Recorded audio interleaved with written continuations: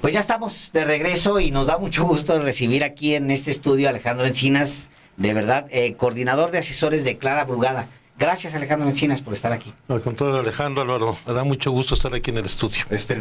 Prácticamente estrenando ¿sí? este espacio, Alejandro, pero nos coincide con que este reportaje de nuestra compañera Montserrat Antúnez tiene que ver, ahora escuchando a Héctor Aguilar Camín sobre lo bueno que era el PRI, cómo se perdieron los apapachos, pero hablando de algo que te concierne en tanto que miembro de no solamente de un partido, sino de una corriente histórica que siempre buscó que los programas sociales o las ayudas del gobierno fueran condicionantes para el voto popular. Y Héctor Aguilar Camín habla de que hoy existe una extorsión de los beneficiarios de programas sociales para que voten por Morena, lo que nunca, dice él, había ocurrido. No, la verdad es que es una pérdida de memoria impresionante. Ahora sí que es el testimonio de Aguilar Camín en el País de las Maravillas, donde se olvida de lo que fue la estructura corporativa tan estricta, tan fuerte del PRI y del aparato del Estado, del partido hegemónico, en donde no solamente había condicionamiento, había una sujeción absoluta en el ámbito sindical, en el ámbito agrario, en el movimiento urbano popular, donde todos los programas no solo estaban condicionados al voto en favor del PRI, sino a la militancia dentro del PRI. Yo creo que ahí se equivocan. Hay una transformación tan profunda que no solamente se eliminaron los intermediarios en la gestión de los programas sociales para establecer derechos universales, donde cualquier señora de las Lomas y muchos de los que estuvieron firmando este pronunciamiento reciben programas sociales como el apoyo para adultos mayores. Yo te aseguro que la absoluta mayoría de los abajo firmantes, sin ningún condicionamiento, reciben su pensión y qué bueno universal. Que así sea. Es un derecho. Lo reciban porque es un derecho. Es un derecho universal. Eso tiene que generalizarse. Yo creo que uno de los grandes pasos que se dieron desde el año 2000 aquí en la Ciudad de México y a partir del 2018 en el ámbito federal fue acabar con toda esta cadena de intermediación de organizaciones gremiales, de organizaciones corporativas que hacían clientela política con los programas del gobierno para establecer beneficiarios, sujetos de derecho que no tienen la necesidad de ninguna intermediación.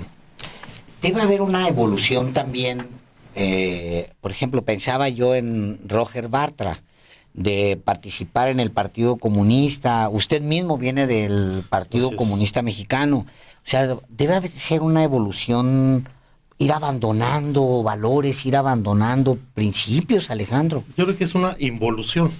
Que es diferente. Sin lugar a dudas, Roger Bartra hizo aportaciones importantes en su paso por el Partido Comunista Mexicano. Una de las mejores épocas en materia de la publicación de un partido político fue el rescate de la idea del machete, que hizo una muy importante aportación al debate, a la discusión política desde la izquierda. Pero él paulatinamente fue tomando distancia no solamente de los partidos que derivaron del Partido Comunista, del PSUM, del PMS y particularmente el PRD en la confrontación con Ligio Cárdenas, sino él mismo ha reconocido que en esta involución él se ha acercado más a una visión de un conservadurismo democrático, que yo creo que es lo que caracteriza básicamente su actuación. Ahora, estamos hablando de firmantes de un manifiesto a favor de Xóchitl Gálvez. De pasada, pues hubieran llamado a votar por el PRIAN, ya que me llamaron a votar por el PRIAN, pues también por Taboada. No hubiera espantado al equipo de Clara Brugada un desplegado como este. Muy optimistas, no estamos confiados, estamos trabajando, pero la verdad es que los abajo firmantes no nos causan ninguna sorpresa. Muchos de ellos ya habían tomado una definición política. Hay que recordar el grupo Poliforum que apoyó a Vicente Fox en ese momento. Hay que tener la memoria muy clara. Y muchos de ellos, pues los anima el rencor, el resentimiento. Yo creo que esta es una coalición partidaria sin pies ni cabeza, es un masacote donde no hay ningún punto de identidad política, programática, ideológica. Yo no veo cómo puede haber un encuentro entre el PRI, el PAN y el PRD, que eran proyectos muy disímbolos, y lo que les une es hoy la adversidad hasta contra el presidente López Obrador y esta política de sobrevivencia de las burocracias partidarias, del quítate tú para ponerme yo, pero mantener nuestro espacio. Creo que lo que estamos viviendo es el colapso de un sistema de partidos en nuestro país que ya se agotó, que tendrá que renovarse. Seguramente habrá nuevos partidos después de la elección del 2 de junio. Uno de derecha, de izquierda, de ultraderecha. Yo estoy convencido que de esto surgirá un partido más ligado a la derecha más conservadora y a la ultraderecha internacional. Este es el anuncio que nos da pues, el dirigente o el gerente de esta coalición, Claudio X González, que va a inclinarse más hacia esa idea, aunque también sí se necesita un replanteamiento y un fortalecimiento de Morena como partido en el gobierno en un proyecto sólido desde la izquierda. Es muy interesante porque se habrá dado una recomposición del sistema de partidos sin necesariamente meter la mano por medio de una iniciativa desde el gobierno, sino por las condiciones propiamente democráticas de la sociedad. Anoche dábamos nosotros los datos, le doy el último dato de la última encuesta, que es la de las eras de Moteña, que es domiciliaria. Dice que Claudia Sheinbaum, trae 64 puntos porcentuales. 28 puntos porcentuales Xóchitl Gálvez es básicamente un gran fracaso para PRI, PAN y PRD. Desaparece el PRD muy probablemente con estos números. Bueno, ya no existe. Y el PRI, Alejandro, ya queda como... Pues son los vestigios. En una de esas queda rebasado por MC. Yo creo que puede dar una sorpresa. En muchos estados de la República estoy seguro que así sucederá. Y pues, evidentemente esta coalición, bueno, ya los primeros saldos de esta elección creo que están plenamente definidos. El fracaso absoluto de una coalición pragmática que no logró desarrollar un nivel de competitividad electoral. El fracaso de toda la política de guerra sucia, de desinformación, de manejo de las redes, en donde no mellaron ni la popularidad del presidente López Obrador, ni la fortaleza de la candidatura de Claudia Sheinbaum. Toda esta política de guerra sucia y de desinformación no les funciona, un segundo fracaso. En tercer lugar, van a tener reveses muy importantes en las distintas entidades del país. Yo creo que las experiencias que veremos en Nuevo León, en Jalisco, donde está gobernado por Movimiento Ciudadano, van a dar cuenta de cómo estos partidos cada vez van a ir más a la saga y cómo entidades como Yucatán, como Guanajuato, van a realizarse crecimientos importantes, particularmente de Morena. Yo creo que no les funcionó, están muy nerviosos. Yo creo que el acto de ayer es parte de este enojo, de este nerviosismo que los tiene muy inquietos, porque toda su estrategia que trabajaron durante años fracasó. Ahora, en el caso de la Ciudad de México, que es la entidad donde han concentrado sus esfuerzos los cuadros del PRIAN, particularmente los asociados a Felipe Calderón, para lograr que Santiago Taboada gane, pues hubo un momento, o todavía está en riesgo, una elección cerrada con posibilidades de que gane el PRIAN. Yo no comparto esa hipótesis. Aquí ha habido toda una campaña que ha querido fundamentarse en dos ejes. De que era una elección cerrada, que se iba a ir acercando el candidato del PRIAN a la última semana de la elección y que podía cambiar la tendencia de las votaciones, y lo cual, pues la mayor parte de las encuestas serias, porque hay muchas mal pagadas y de muy mala calidad, pues dan cuenta de que hay una tendencia clara, irreversible, para que Clara obtenga el triunfo. Como también han querido presentar un disenso, un desencuentro entre Claudia Sheinbaum y Clara Brugada, como si fuera un asunto de carácter personal, que aparte que tiene una muy buena relación personal, no entienden que en la política el valor fundamental es el de la identidad en los proyectos, en las ideas, en las causas, que es donde hay la mayor identidad de cercanía entre Clara y Claudia. Aquí sí hay la defensa de un proyecto político, donde no estamos llegando a extremos tan ridículos del agotamiento del sistema de partidos como lo vemos, por ejemplo, en el estado de Morelos, donde la propia gente del PRIAN llama a votar por Claudia Sheinbaum y por la candidata a gobernadora o el presidente municipal de Cuernavaca del PAN, que es la sinrazón de la política. Pues eso, a ese nivel llega no solamente el pragmatismo, sino el nivel de descomposición. Aquí hay una ventaja clara, consistente, que no se modificará de aquí al próximo domingo, de este domingo en 8, y va a ser muy interesante ver el resultado, porque es la primera elección por jefe de gobierno que van 3 partidos de la oposición juntos. Aquí, por supuesto que en la Ciudad de México, el PRI, el PAN y lo que queda del PRD han tenido una corriente electoral estable. Fueron competitivos, el PRD gobernó la ciudad. Ganó la presidencia de ganó la República. Sí, o sea, desde el 2006 ha habido, claro. El PAN aquí ha tenido uno de sus bastiones más importantes, al igual que Nuevo León. Pues aquí el primer distrito de mayoría que se ganó por la oposición fue en Benito Juárez, una diputación federal. Hay una corriente estable. ¿Cómo no? Y bueno, así es la sociedad capitalina, una sociedad plural, diversa, definida, crítica, demandante, pero que tiene una vocación progresista claramente definida y que a pesar de esta articulación de los grupos más conservadores o la descomposición que viene del PRI y del PRD, van a perder la elección. Viene usted de una carrera larga en la izquierda. El Partido Comunista Mexicano, luego Partido Socialista Unificado de México, el PSUM, luego Partido Mexicano Socialista, luego el PRD, luego Movimiento de Regeneración Nacional, Morena. Es cierto que hay reclamos a distintos niveles, en distintas ciudades, pues por la elección de candidatos, por las alianzas locales que no fueron satisfactorias para muchos. Hay una cantidad de reclamos, digamos, pequeños y grandes, pero en algún momento se pueden volver un riesgo. Te la pasan una, te la pasan a lo mejor 2, pero ya 3 dicen, pues espérame. Morena tiene que voltear a verse a sí mismo. ¿Qué le dice a Morena, el Morena del futuro, Alejandro?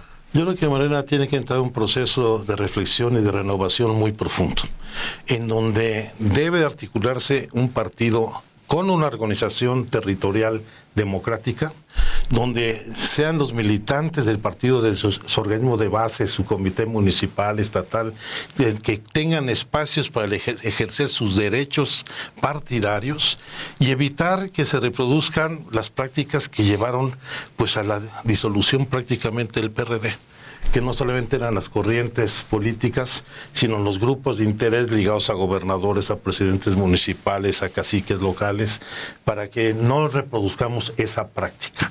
Por supuesto que hay inconformidades.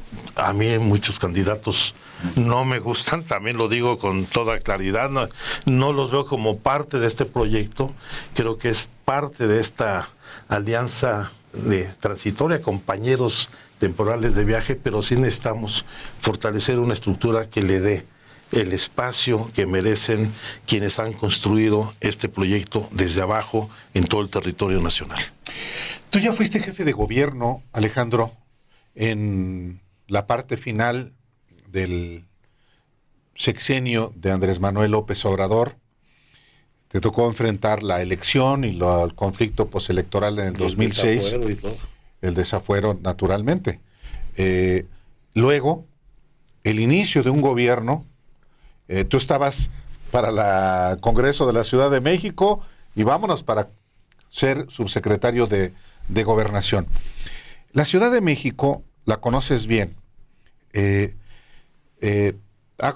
Tantos años que ha sido gobernada por la izquierda. Quizá el paréntesis que habría que hacer es el de Mancera. Pero tiene cosas que le ha quedado a deber a los capitalinos. Un mejor sistema de seguridad y de procuración de justicia, quizá mayor mejoramiento del transporte público, mejores vialidades, el agua misma. Clara va a enfrentar una agenda de rezagos que seguramente no son, evidentemente no serán los que heredó Mancera, pero una ciudad como esta, tan dinámica, tiene rezagos que se van acumulando. Así es. Bueno, el ejercicio que estamos realizando ahora es no solamente hacer la evaluación de lo que han sido todas las políticas públicas, los programas de gobierno en estos 27 años de gobiernos electos democráticamente. De 97 a la fecha, reconociendo cuáles han sido los aciertos, cuáles han sido los errores, qué es lo que está pendiente. Y creo que este ejercicio que está encabezando Clara Brugada justamente busca no solamente tener un programa de gobierno articulado, viable, presupuestalmente sostenible, sino que atienda los temas centrales de lo que necesitamos desarrollar en la ciudad. Por supuesto que el tema de movilidad es uno de los más importantes. Habrá que fortalecer lo que se ha venido haciendo, diversificando los distintos medios de transporte. Habrá 5 nuevas líneas de cablebús, se incrementarán las rutas de Metrobús, todo lo que es transporte electromecánico, que va a ser, sin lugar a dudas, parte de las innovaciones. El tema del agua es fundamental.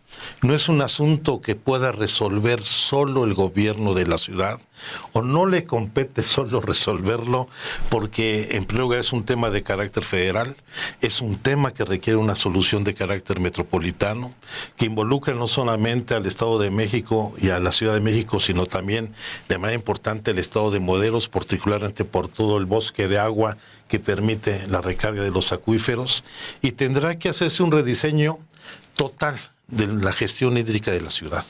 Durante siglos, y lo digo con toda responsabilidad, la estrategia de manejo del agua en la ciudad fue para sacar el agua de la ciudad y evitar inundaciones.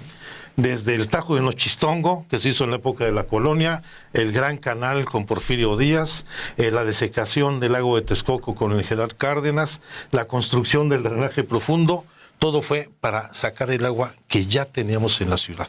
Hoy, ante estos problemas de sequía, tenemos que cambiar la lógica. Tenemos que aprovechar el agua que ya tenemos en la ciudad, reutilizarla, regenerarla, potabilizarla, porque aquí tenemos precipitaciones de 240, 260 metros cúbicos por segundo al año, que serían suficientes para garantizar el abasto de agua potable en la ciudad. ¿Va a ser fácil esto? Pues no, porque vamos a tener que buscar los mecanismos para retener el agua en la ciudad. Las viejas presas que tenemos en toda la zona poniente de la ciudad tendrán que desasolvarse, reactivarse, para utilizarlas como vasos de regulación en temporadas de lluvias, pero como también almacenamiento de agua. Hay que aprovechar el potencial que tiene todo lo que es la zona de Jico, de los humedales de Tláhuac, que puede ser una fuente de abasto importante.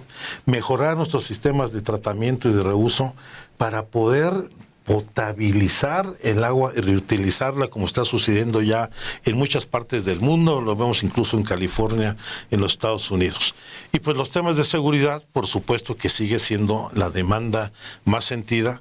Continuar lo que se ha venido haciendo. Que no es menor. Que no es menor, porque, bueno, ya hay que recordar cuando llegamos con el ingeniero Cárdenas al gobierno de la ciudad, teníamos unas cifras heredadas del gobierno de Óscar Espinosa, era la ciudad más peligrosa del mundo, decían, y en el 2006 era ya una ciudad segura, donde llegamos a tener en diciembre de 2006 un promedio de 1.8 homicidios diarios, que ha sido de los más bajos que hemos tenido en la historia de la ciudad, y que ahora nos encontramos en un poco más de 2, pero que es el indicador donde tenemos que mejorar, aparte de toda la eficiencia de la policía, su capacitación, las tareas de investigación, de inteligencia policial, etcétera, dar atención a las causas que generan este problema, que es el sello que estoy seguro que Clara impondrá, porque esta nueva política de garantizar un sistema público de cuidados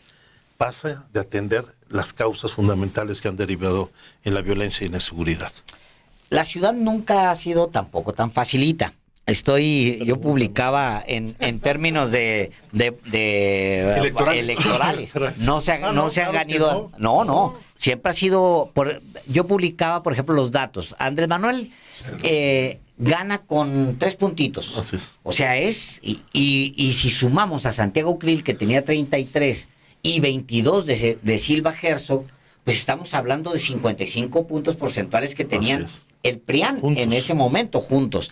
Luego Marcelo, pues bueno, ya gana un poco más holgado, pero se vuelve a cerrar. Y luego ya Claudia Sheinbaum, que es la primera candidata de oposición desde que hay elecciones libres aquí en realidad, que gana la elección. Pues gana ya mucho más holgada que Andrés Manuel, pero sí hay una presencia ahí muy poderosa del PRIAN aquí Así en es. esta ciudad. Entonces hay que responderle a la ciudad con cosas mucho más agresivas. Sin Alejandro lugar a Encinas. dudas. Y esa es la valía de la campaña que ha realizado Clara. Les vamos a ganar a los 3 partidos juntos con un margen suficiente para garantizar la gobernabilidad de la ciudad, la conducción del Congreso. Y sí, hay que decirlo, y vamos a trabajar con todas las alcaldías independientemente del signo político que la gobierne. Sí, lo que se viene va a ser muy importante. Yo quería aludir a una cosa. Los problemas de la Ciudad de México, hay muchos que son de la Ciudad de México, pero también conciernen a las entidades del centro de la República. Hoy la ventaja inédita que tiene un nuevo gobierno, potencialmente de Morena, en la Ciudad de México, es que Morelos, bueno, el Estado de México, para empezar, gobierna Moreno. En Hidalgo gobierna Morena. En Puebla gobierna Morena. O puede gobernar o Morelos. Es decir, hay políticas... también. Tlaxcala. O sea, pueden ya generarse políticas públicas regionales Así es. para darle una mejor calidad a los servicios públicos o a las políticas públicas que se implementen. Yo creo que ahora Y sí con gobierno federal. Y con el gobierno federal, sí, se han alineado los astros. Un gobierno federal que además tiene identidad, cercanía y compromiso con la Ciudad de México. El gobierno del Estado de México, Hidalgo, Tlaxcala, Puebla, Morelos, que Margarita va muy bien y seguramente va a ganar. Y eso nos obliga a buscar nuevos mecanismos de gestión gubernamental. Clara ha planteado la creación de un cabildo metropolitano, que creo que es muy importante, Sí. que retome las experiencias de las distintas instituciones metropolitanas que hemos conformado. La primera y la más importante fue la Comisión Ambiental Metropolitana, que lamentablemente después con Peña Nieto se desmanteló al crear esta comisión de la megalópolis, donde quitaron las atribuciones que tenían los gobiernos locales. Ahora se está recuperando. E incluso se ha pensado en la creación de un parlamento metropolitano. Creo que va a haber nuevas formas de asociación. Podemos establecer, yo mañana incluso estaré en el Estado de México con candidatos de las alcaldías limítrofes con el Estado de México en la zona norte de la metrópoli, con los candidatos a presidentes municipales, para ir diseñando ya acuerdos de asociación intermunicipal y con alcaldías para que los temas de la zona limítrofe puedan hacerse. Ya no los permite la Constitución del país, lo establece con mucha claridad la Constitución de la Ciudad de México, y este va a ser un ejercicio que permitirá una visión más entre las gobernadoras y el gobernador, porque van a ser 2 gobernadores, el de Hidalgo y el de Puebla. Podamos establecer temas de gestión del agua, de residuos, los temas de seguridad, los temas de movilidad, porque necesitamos extender el metro hacia el Estado de México, necesitamos participación del gobierno del Estado de México, incluso en la expansión del cablebús, particularmente de Gustavo Amadero hacia Tlalnepantla. Es decir, esto ya tenemos que entender que esta es una ciudad única, en una zona metropolitana que requiere una gestión coordinada, que no reconoce límites jurídicos y que estamos obligados a sumar esfuerzos entre todos los gobiernos. Los números dicen que es muy probable que gane Claudia Sheinbaum, lo cual significaría que 2 presidentes, un presidente y una presidenta al hilo, habrían sido previamente jefes de gobierno en la capital. Entonces, la capital también lo sabe. Claro. ¿No? Y lo va a demandar.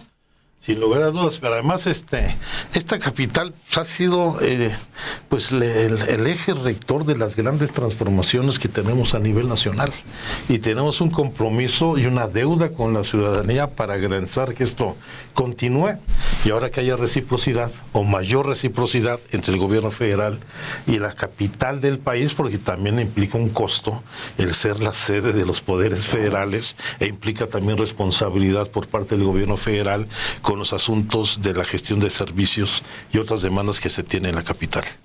Pues es un gusto platicar, Alejandro, contigo, con todo el bagaje de conocimiento que tienes sobre la Ciudad de México y sobre el país, en un momento de definición sobre el rumbo de la nación. Son dos proyectos y esto se va a dirimir también aquí en la Ciudad de México. Muchísimas No, al gracias. contrario, decirle a la gente que en esta elección no caben ambigüedades, ni votos diferenciados, ni votos de castigo. Hay que definirse.